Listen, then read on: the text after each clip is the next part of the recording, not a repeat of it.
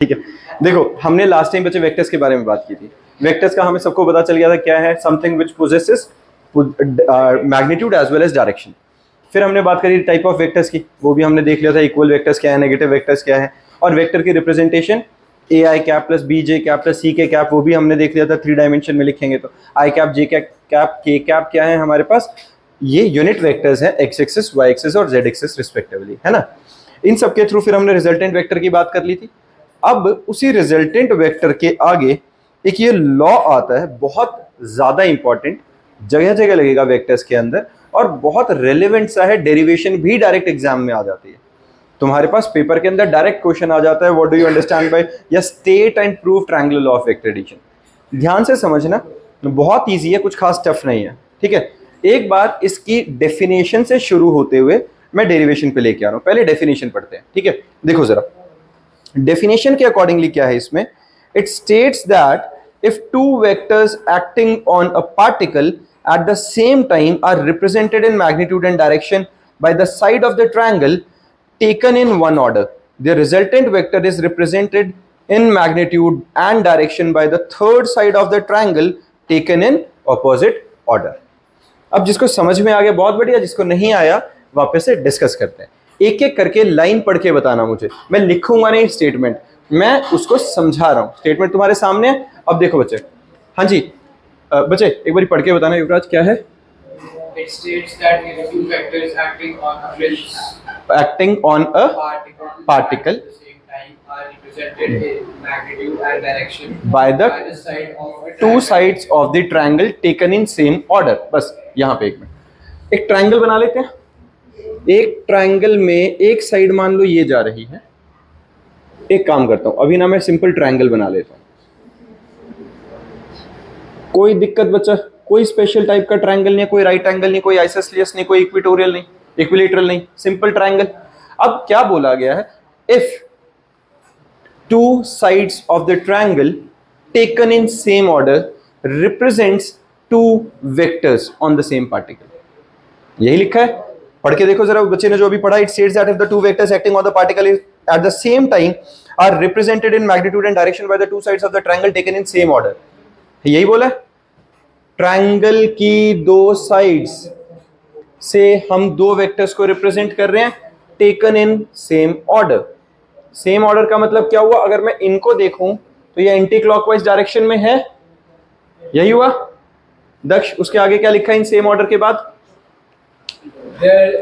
Resultant direction by the third side of the triangle taken in opposite order, यही लिखा है। उसके बाद हमारे पास क्या लिखा था डेफिनेशन में कि if the two sides of the triangle represents the two vectors acting in same order then there resultant will be represented by the third side taken in opposite order, यही हुआ। ये कैसे रिप्रेजेंट कर रहा है बच्चे, क्लॉकवाइज, ये कैसे रिप्रेजेंट कर रहा है, एंटी क्लॉकवाइज। डेफिनेशन स्टेटमेंट समझ में आई है, उन्होंने क्या बोला था स्टेटमेंट में, यही बोला था, if the to sides of the triangle represents two vectors acting on the same particle at same time and can be represented by the two vectors taken in same order, then their resultant will be represented by the third side of the triangle taken in opposite order। किसी को इसमें परेशानी, बिल्कुल ठीक है, यही बात थी।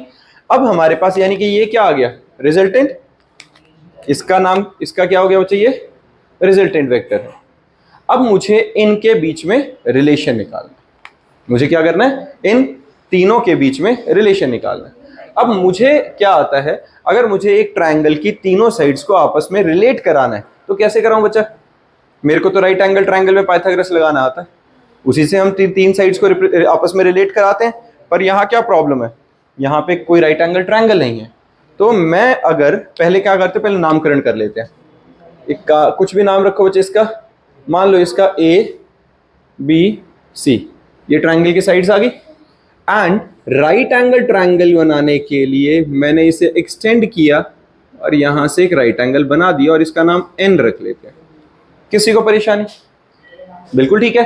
तो ये कंस्ट्रक्शन होगी हमारी तरफ से, क्या हो गया कि मैंने स्ट्रेच कर दिया ए बी को, एक्सटेंड किया ए बी को, और ए बी पर सी से एक परपेंडिकुलर ड्रॉ कर दिया, डन। अब मेरे पास एक राइट एंगल ट्रायंगल दिख रहा है, ANC बना कि नहीं? तो मैं अगर in right angled triangle ANC, इसको मैं स्मॉल एन ही लिख लेता हूं, ANC अगर मैं कर दूं इस ट्रायंगल के अंदर, पाइथागोरस लगाना जरा, क्या आएगा? AC का square is equal to AN का स्क्वायर प्लस CN का स्क्वायर, यही आएगा। किसी को दिक्कत? हाइपोटेन्यूज का square is equal to base का स्क्वायर प्लस परपेंडिकुलर का स्क्वायर, यही होता है। लेकिन यहां पर अब एक दिक्कत आ गई है। जब मैं AN लिखता हूं, A भी तो मेरे पास A वेक्टर है, BN का तो कुछ पता ही नहीं मुझे क्या है, और ना मेरे पास CN, क्योंकि ये तो मैंने खुद ड्रॉ किया। तो अगर मैं इसके अंदर ये वैल्यू सब्स्टिट्यूट करना चाहता हूं तो पहले मेरे पास ये नोन वैल्यूज होनी चाहिए, है ना, तभी तो हम यूज कर पाएंगे। तो नोन वैल्यूज कैसे करूं? मैं अब यहां एंगल समझा रहा हूं, ध्यान से एक बार देखना। ये जब वेक्टर ऐसे आगे जा रहा है तो इसकी डायरेक्शन बच्चा इधर को है कि नहीं? इस वेक्टर की डायरेक्शन इधर को है, तो इन दो वेक्टर्स के बीच में एंगल मान लिया हमने कितना है? थीटा। ये बात समझ में आई है? Vector A and vector B are aligned at an angle of theta with each other. Sujal बच्चा, ये एंगल समझ में आया ना? पक्का एंगल इस साइड नहीं बनेगा, क्यों? एक वेक्टर इधर जा रहा है, एक वेक्टर इधर जा रहा है, तो इनकी डायरेक्शन के हिसाब से ये एंगल बना कि नहीं? डन है। तो हमारे पास थीटा एंगल समझ में आ गया। अब जो हमारे पास ये छोटा ट्रायंगल बन रहा है CBN, है ना, इस छोटे ट्रायंगल के अंदर CBN, in triangle CBN cos theta या साइन थीटा लगाना जरा। साइन थीटा क्या होता है बेटा? Perpendicular by hypotenuse. परपेंडिकुलर क्या है? CN, हाइपोटेन्यूज क्या है? B वेक्टर, है कि नहीं? हाइपोटेन्यूज जो CB है वो B वेक्टर है कि नहीं? मैं अगर इन मैग्नीट्यूड लूं तो B है बेसिकली, वो क्रॉस मल्टीप्लाई कर दो तो CN की value B times of sine theta आया कि नहीं? किसी बच्चे को दिक्कत? डन है। ऐसे ही अगर मैं कॉस थीटा लिखूं इसी ट्रायंगल में तो क्या आएगा बच्चा? Perpendicular sorry base upon hypotenuse, cross multiply करो, BN क्या आ गया? B cos theta. किसी बच्चे को इसमें परेशानी? तो मेरे पास ये आ गया है B कॉस थीटा, ये आ गया है मेरे पास B साइन थीटा। अब जो मेरे पास अननोन वैल्यूज थी वो नोन वैल्यूज बन गई। अब पाइथागोरस में डाल दें। AC हमारे पास क्या है बच्चा? रिजल्टेंट R का square is equal to AN क्या है मेरे पास? AN है A plus B cos theta, B cos theta का होल स्क्वायर, बहुत बढ़िया। और CN क्या है बच्चा? B साइन थीटा का होल स्क्वायर, है ना। नोटबुक्स में सॉल्व करो साथ के साथ। R square is equal to इस पे A प्लस B का होल स्क्वायर लगा देते हैं, A square plus B square plus 2AB cos theta plus B square sine square theta, यही बन रहा है। अब इसमें ध्यान से देखो, B स्क्वायर कॉमन आ सकता है, कॉमन आ सकता है, ठीक है ना। तो मैं इसमें से B स्क्वायर कॉमन ले लेता हूं। A स्क्वायर प्लस जब मैंने ये B स्क्वायर कॉमन लिया तो अंदर क्या बचा? कॉस स्क्वायर थीटा, और इस वाले में से कॉमन लिया तो साइन स्क्वायर थीटा, और plus 2AB cos theta as it is लिख दिया। दक्ष बच्चा समझ में आया? मैंने क्या किया बच्चा? ये B कॉस थीटा और B square sine square theta में से B square sine square theta और B square cos square theta में से B स्क्वायर कॉमन लिया, तो यहाँ कॉस स्क्वायर थीटा आ गया, ये साइन स्क्वायर थीटा आ गया कि नहीं? डन। और ये 2AB cos theta as it is लिख दिया अभी। अब sine square theta plus cos square theta क्या होता है? 1। तो मैं यहाँ A square plus B square into 1, वो B स्क्वायर बचा, प्लस 2AB कॉस थीटा, ये लिख सकता हूँ कि नहीं रिजल्टेंट के स्क्वायर को? और अगर मुझे स्क्वायर हटाना है तो whole raise to the power 1/2 या अंडर रूट लिख दो, कोई दिक्कत किसी को? ये हमारे पास दो वेक्टर्स अगर एक दूसरे के साथ थीटा एंगल पे अलाइंड हैं, उसके रिजल्टेंट का फॉर्मूला आ गया। डन है? क्लियर है ये? अब एक और चीज मिसिंग है। ये जो दो वेक्टर्स हैं, नहीं होगा, रिजल्टेंट कुछ और होएगा, है ना, किसी एंगल पे लग रहे हैं। इसको समझाता हूं आगे, एक स्पेशल केस बना के, वो वाला तेरा केस जो अभी दिमाग में आ रहा है ना, उसको क्लियर करता हूं मैं 1 मिनट में बस। पहले जो किया था वो हाँ उसी टाइप का था, वो अलग था थोड़ा सा, मैं अभी बताता हूँ वो कैसे। अभी पहले ये समझो बच्चे, पहली बात वो साइमल्टेनियसली नहीं लग रहा था, वो अलग अलग दो फोर्सेस थे। ये किस चीज की है मैं अभी समझाऊंगा, अभी एक एग्जांपल देके दिखाता हूँ। पहले ये वाला देखो बच्चे, ये क्लियर है? बट इसमें एक प्रॉब्लम है, एक वेक्टर ए एक vector B, resultant R vector निकलना चाहिए, मेरा तो मैग्नीट्यूड निकला है। वेक्टर कब आएगा? जब मुझे इसकी डायरेक्शन भी पता होगी। अब मैं डायरेक्शन के लिए क्या करूंगा, यहां मैं मान लेता हूं कि ये ए वेक्टर के साथ बीटा एंगल पे इंक्लाइंड है। अगर मैं किसी का एंगल बता दूं तो उसकी डायरेक्शन बता सकता हूं कि नहीं? मैं अगर यहां खड़े होकर तुम्हें यह बताता हूं कि मेरे से 15 डिग्री पे पलक बैठी है, तो यहां से तुम डायरेक्शन जज कर लोगे कि नहीं? मुझे क्लॉकवाइज एंटी क्लॉकवाइज बताना है। अगर मान लो मैं इसी डायरेक्शन को पॉजिटिव ले लूं, जैसे इसमें मैं एंटी क्लॉकवाइज को ही हमेशा एंगल कंसीडर करते होते हैं, तो यहां से अगर मैं एंगल निकाल लूं तो मेरे पास डायरेक्शन मिल जाएगी। या मैं tan थीटा निकाल लूं, क्योंकि tan थीटा क्या होता है? परपेंडिकुलर बाय बेस, और वो भी हमें क्या देगा? हमेशा डायरेक्शन देगा। तो जब भी मुझे किसी वेक्टर की डायरेक्शन निकालनी है तो क्या निकालो? tan theta. इस केस में बीटा है वो, तो tan बीटा निकाल लेते हैं, इससे हमारे पास r की डायरेक्शन आएगी। तो tan बीटा क्या आता है बेटा? Perpendicular by base. परपेंडिकुलर क्या है? b sin थीटा, और बेस क्या है? a plus B cos theta. यहां से हम बीटा निकाल सकते हैं tan इनवर्स लिख के। अगर मुझे प्रॉपर बीटा ही निकालना है तो मैं क्या लिख लूं? tan inverse of b sin theta divided by a plus B cos theta. तो इस तरीके से मैं डायरेक्शन निकाल सकता हूं कि नहीं? अब मेरे पास क्या क्या आ गया बच्चा? मैग्नीट्यूड भी आ गया और डायरेक्शन भी आ गया। डन है? किसी को परेशानी? एक मिनट, हाँ जी बच्चा। tan थीटा क्या आता है बच्चा? देखो इस ट्रायंगल के अंदर अगर मैं tan बीटा लगाऊंगा, tan बीटा क्या होता था? Perpendicular by base. परपेंडिकुलर क्या है? b sin थीटा, बेस क्या है? a plus B cos theta. अब यहां अगर मुझे सिर्फ बीटा चाहिए तो tan इनवर्स चला जाता है उधर, तो taking tan inverse both side की तरह, tan से tan हट के यहाँ tan inverse b sin theta by a plus B cos theta आ गया। यहां से मेरे पास एंगल आ गया। जैसे मैंने अभी एग्जांपल दिया ना कि पलक 15 डिग्री पे है, तो यहां से अगर मेरे को एंगल मिल गया तो मुझे डायरेक्शन मिल गई कि नहीं? समझ में आई बात? पक्का? हाँ जी बेटा, स्क्वायर हटाने के लिए स्क्वायर रूट ले लिया ना उधर, आर स्क्वायर की वैल्यू चल रही थी, ये जितनी भी हमारी वैल्यू किसकी थी? ये हाइपोटेन्यूज के स्क्वायर की थी ना। अगर मुझे आर निकालना है मैग्नीट्यूड में तो अंडर रूट लेना, टेकिंग रूट बोथ साइड। तो यहां तो होल स्क्वायर था नहीं, तो उस पर अंडर रूट आ गया, इधर का स्क्वायर हट गया। डन? पक्का? चिराग भाई साहब पता चला है? गुरलीन बच्चा डन? अब जो तुम्हारा था बच्चे, नीलाक्ष बच्चे का जो डाउट था कि क्या ये डायरेक्ट एडिशन सब्ट्रैक्शन जैसा है? अगर मेरे पास मैं ये कहूं, देखो एक ये पॉइंट है बच्चा, इस ऑब्जेक्ट पे एक वेक्टर इधर जोर लगा रहा है और एक वेक्टर इधर जोर लगा रहा है, क्या इनका रिजल्टेंट दोनों का प्लस होके ही निकलेगा? क्यों नहीं निकलेगा?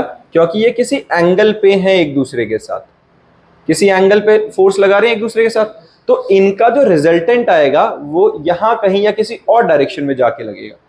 वो रिजल्टेंट ऐसा क्यों आएगा? क्योंकि जो रिजल्टेंट होता है वो मिला जुला के नेट असर है, सीधा सीधा प्लस करके नहीं आएगा, डायरेक्शन से अलग है। समझ में आ रही है? तो ये उस रिजल्टेंट के लिए जब वो दो किसी एंगल पे होते। अगर मान लो अब मैं इसी को सिंप्लीफाई करने के लिए दोनों को सेम डायरेक्शन में ले आता हूं, ये भी इधर और ये भी इधर, दोनों फोर्सेस एक ही डायरेक्शन में आ गई, एंगल कितना है? 0। अगर एंगल 0 तो इसमें फॉर्मूले में डालो a square plus B square plus 2ab cos 0, cos 0 तो 1 होता है, तो a प्लस बी का होल स्क्वायर, हमारे पास r square is equal to a plus B का होल स्क्वायर हुआ, तो r is equal to a plus B बना कि नहीं बना? तो अगर ये सेम डायरेक्शन में होंगे तो डायरेक्ट ऐड हो जाएंगे, और अगर ये ऑपोजिट डायरेक्शन में होते तो एंगल कितना बनता? और cos 180 की वैल्यू क्या होती है? -1। तो अगर cos 180 की वैल्यू यहां मैं -1 डालूंगा, a square plus B square minus 2ab आ जाएगा। तो क्या बनेगा? वो रिजल्टेंट जो उस केस में बनेगा a माइनस बी बना कि नहीं? तो डायरेक्ट एडिशन सब्ट्रैक्शन यहीं से आता है। क्लियर बात है बच्चे? This is triangular law of vector addition. किसी को परेशानी? डन? अब ट्रायंगुलर लॉ के बाद आता है बच्चे हमारा parallelogram law of vector addition. अब देखो tan बीटा बेटा हमने डायरेक्शन के लिए लिया है। अगर मैं इसकी डायरेक्शन निकालना चाहता हूं, देखो दो वेक्टर्स का रिजल्टेंट कैसा निकलना चाहिए? वेक्टर क्वांटिटी निकलनी चाहिए, क्योंकि अगर मैं ये कहूं कि एक फोर्स इधर लग रही है एक फोर्स इधर लग रही है, तो मैं उनका रिजल्टेंट निकालना चाहता हूं। अब मैंने क्या बोला? दो इधर एक बीच में जा रहा है रिजल्टेंट। अब मुझे कैसे पता बीच में? मैं डायरेक्शन निकालूंगा उसकी। वो जो हमने आर निकाला था सिर्फ मैग्नीट्यूड निकाला था, मुझे उसकी डायरेक्शन निकालने के लिए क्या चाहिए? एंगल चाहिए। अगर मेरे को वह एंगल मिल जाएगा डायरेक्शन मिल जाएगी। डन है। इसके बाद जो नेक्स्ट है बच्चा वो है parallelogram law of vector addition. ध्यान से देखो इसको। अब parallelogram law of vector addition में हमारे पास क्या होता है बच्चा?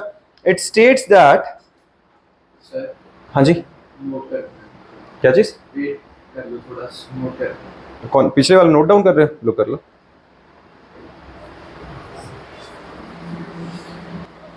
हाँ जी देखो बच्चा,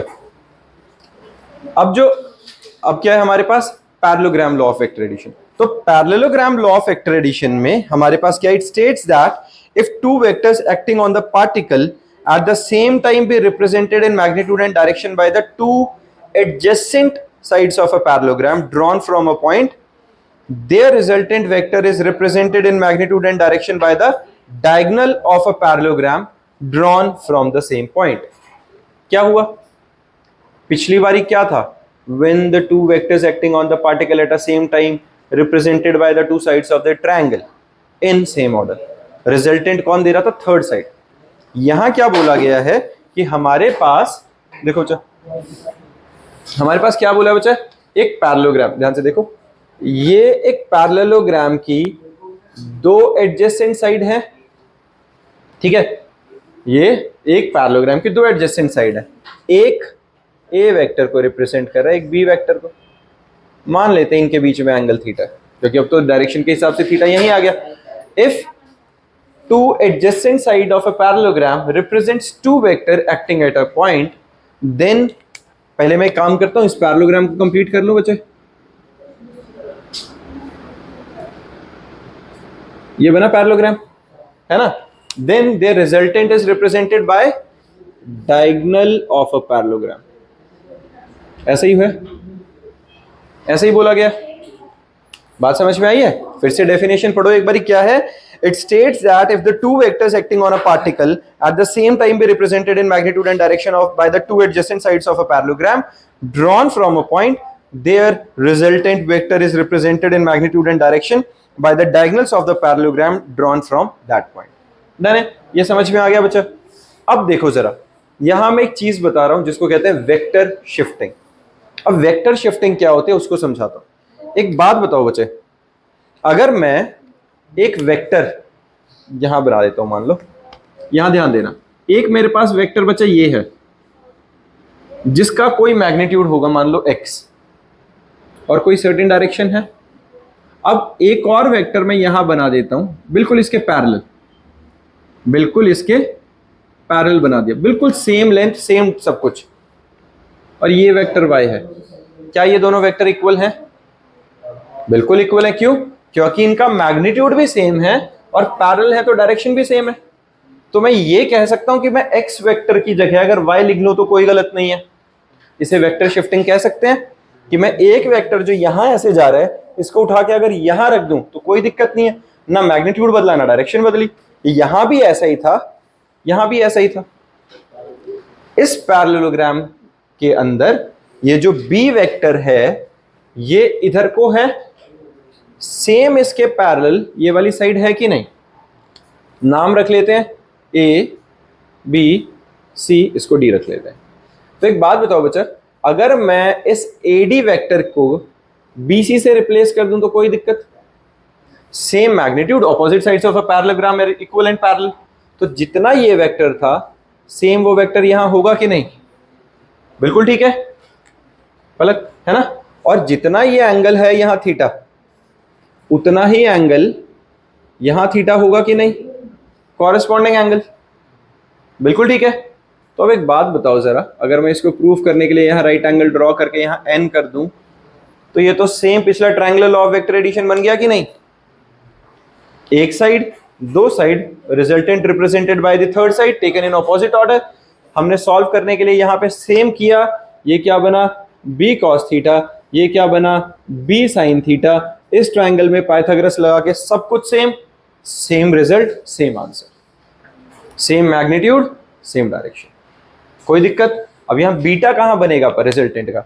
बीटा तो यहीं बनेगा, इसी में बनेगा बीटा, सेम रिजल्ट आएगा, कोई दिक्कत ही नहीं है उसमें, आप बनने दो। क्लियर है? पक्का कर लोगे इसे अपने आप? बिल्कुल सेम वही ट्रायंगल, वही Pythagoras, A plus B cos theta का whole square plus B sine theta का whole square is equal to R का स्क्वायर, और वहां से हमारे पास मैग्नीट्यूड आ जाएगा और डायरेक्शन के लिए हम tan बीटा लगा देंगे। डन।